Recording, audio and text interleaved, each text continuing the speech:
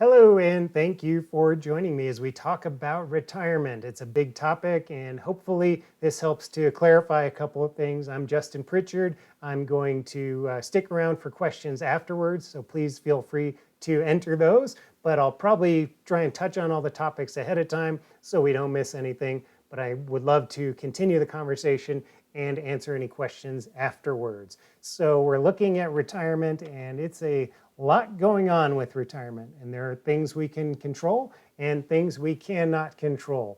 So the things we have the most control over hopefully are the ones that we put most of our attention to, and those are where we try to create a plan that can hopefully adjust and absorb to any surprises from the things we can't control.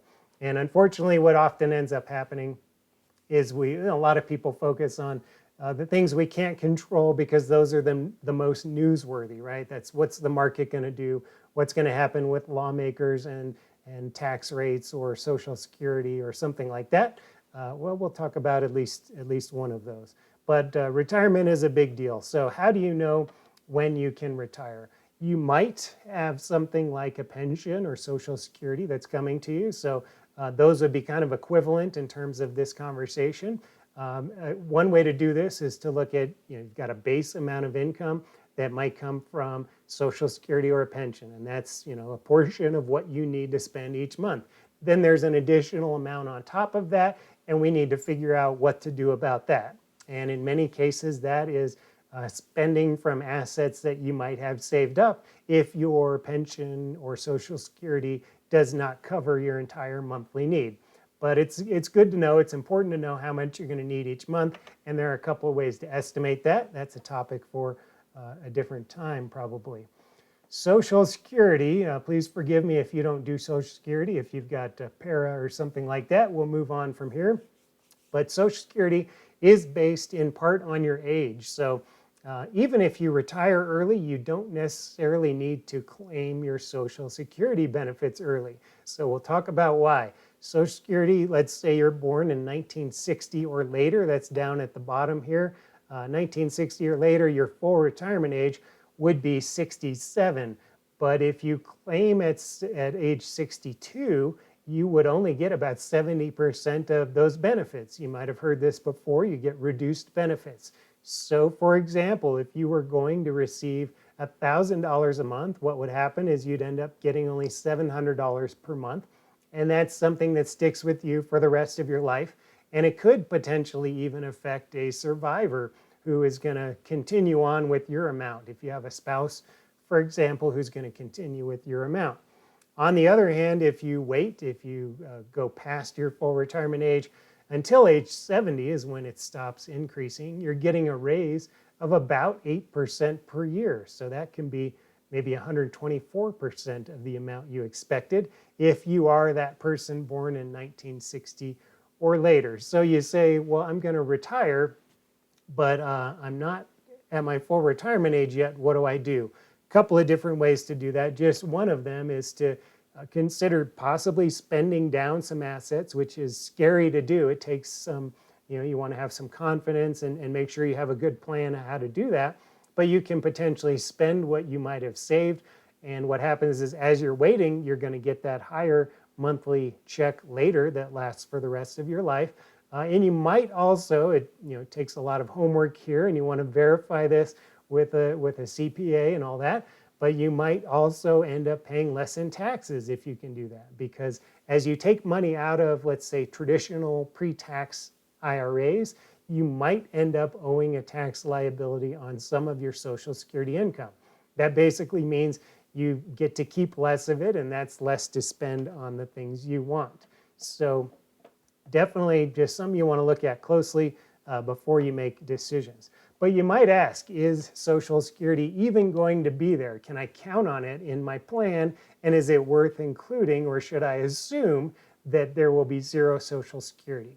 I happen to think you can possibly be optimistic. Okay, I don't know that Social Security is just going to go poof and be a complete zero in your retirement income. It might be reduced or it might not. The older you are, I would think the more comfortable I am, assuming that a good portion of it will be there. Now, here's why, and I'm not saying these are good solutions or fair or the right solutions, but a number of different solutions have been proposed, and they would indeed keep Social Security going quite a bit longer. One of them, for example, is increasing the wage base that people pay Social Security taxes on. So there's a certain limit that, if you earn below that limit, you pay Social Security taxes on all of your income. But for people who earn above that limit, they only pay Social Security taxes on their income to that limit. Then they receive the rest of that income without any Social Security taxes coming out. One way to handle that is to increase that limit. There's also pushing back the full retirement age again. That's another thing that could be done. Or tinkering with inflation, like how does inflation get defined and how quickly does that limit go up and how quickly does your monthly paycheck go up based on how we define inflation. Those are all potential ways to really bolster the system. Again, not saying anybody's going to love them, but all of those, by the way, I don't think, a lot of people might not even notice those. So again, people who earn below that limit aren't even going to notice that. Again, I'm not saying that's right or wrong, or tinkering with inflation a teeny bit. It's not something where they come to you and say, hey, you get half of what you were getting last year, right? It's not as dramatic as that. These are much more subtle ways that could potentially keep it going, but that's a different topic for a different time.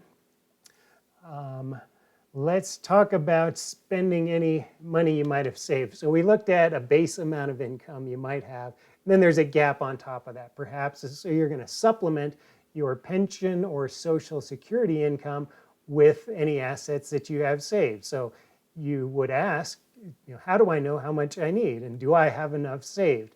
One way to kind of guesstimate that, it is not perfect, it's a rule of thumb. The best way is to do some detailed projections, of course. A lot of different ways to do that. But a good way to guesstimate is to use a 4% rule. So that says that you can take 4% of your total assets saved at retirement each year. You take that as a withdrawal, and you can also increase that each year to keep up with inflation. So for example, let's say 100 is an easy number. You've got $100,000 saved up. You could withdraw $4,000 per year and then increase that each year. Or you've got $1 million saved up. You could take $40,000 out each year. And then that's year one is $40,000. Year two, you might take $41,800. Then ideally, it increases a bit each year so you can keep up with inflation. So that's a decent rule of thumb to help you figure out, well, how much can I take based on what I have? Or you can come into it from the other direction and figure out, well, how much am I going to need if I want to withdraw $40,000 per year, for example? Then you'd say, well, $1 million would be about what you want. Again, this is not a perfect, it's not a perfect solution because, for example, it ignores taxes. So let's say you have that $1 million and you need $40,000 of income out of your assets. Well, if you just withdraw $40,000 from a pre-tax IRA, for example, an individual retirement account that maybe came from a 401k, you would owe income taxes on that money. So you wouldn't get to spend the entire $40,000. You need to budget for sending some of that money over to the IRS. So then you need to plan for, well, it's a little bit higher than 4% that we need to withdraw. So again, it's not perfect. The idea being behind the 4% rule, it was designed to figure out what's a safe withdrawal rate. And of course, safe is in air quotes because nothing is guaranteed or safe in this world. But the idea was they want to look at retirees who call it quits at age 65 and then are going to spend for the rest of their lives and not run out of money. What's the rate that they could withdraw at? And 4% ended up being the number that they landed on. And there is ongoing debate about that being either high or low, or it shouldn't be fixed anyway. It's something that you should probably adjust over time. But that's a quick overview of the 4% rule. So let's chat about health care next. By the way, on Social Security, I wanted to mention you get about, the average is about $1,500 per month that people receive. So let me see if I can find this here. It's about $1,500 a month that people receive, and the maximum right now, if you were retiring and hitting your full retirement age, is 2,861. So that maybe gives you an idea of, how does that fit in with your budget? Is it making a nice dent, or is it not quite enough? Hopefully it just paints a picture of what things could look like, and that maximum amount is going to be somebody who had pretty high earnings throughout their working years. So that's a high earner. You might not get quite that much. And if that person waited, by the way, if they waited until age 70 to claim those benefits, then they could receive even more each month just by waiting. So back to healthcare. It's a big, scary number, right? So here's a look at the Fidelity study that shows a couple today, age 65, is going to need $285,000. I guess I'm covering that. $285,000 just to cover healthcare, and that does not include long-term care. So if you need to go to assisted living or memory care or something like that, then there would be additional costs. So a lot of studies show different numbers, some of them much higher, and this freaks people out, understandably. They might say, that's a big chunk of what I have, or that's more than what I have, so how in the world is this going to work out? Well, it's a difficult question. It's a big question. And then just for reference here, single retirees, the amount is $150,000 for women and $135,000 for men. What I'd like to show you is hopefully paint a picture of making this a little bit richer to understand. And this is an age 65 woman on Medicare. What are her health care costs going to be? Well, they're going to be between $6,600 and $3,200, the median being about $3,900, and she's got medium health risk. So again, about $3,900 at the median. She's medium health risk. If you happen to have, let's say, 2 or more of these conditions here, or you smoke, you might be higher health risk. The point being that you don't write a check for $285,000 the day you retire. You don't necessarily need that in a lump sum. It's nice to have, but you also have income coming in. So if we go back to where she had annual expenses, let's call it $3,900 at age 65. Well, as she ages, those expenses will probably increase. But you also have monthly and annual income from Social Security, maybe your pension. That can help to cover those expenses. So you don't, again, necessarily need it in a big lump. Now, if we look at that $285,000 that was in the Fidelity study, and we say, okay, over 30 years, that's about $9,500 per year. So I think a better way to think about healthcare is an annual expense, not necessarily just a lump sum, because that can be very scary and cause a lot of distress if you think of it just as that big lump sum.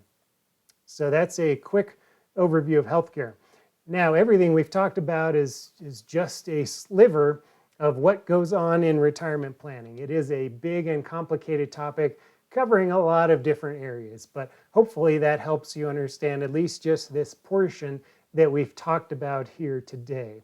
I'm Justin Pritchard. I'm a certified financial planner. I'm based in Montrose. I work with folks all over. I am a fee-only fiduciary, so I do not receive any commissions for selling products.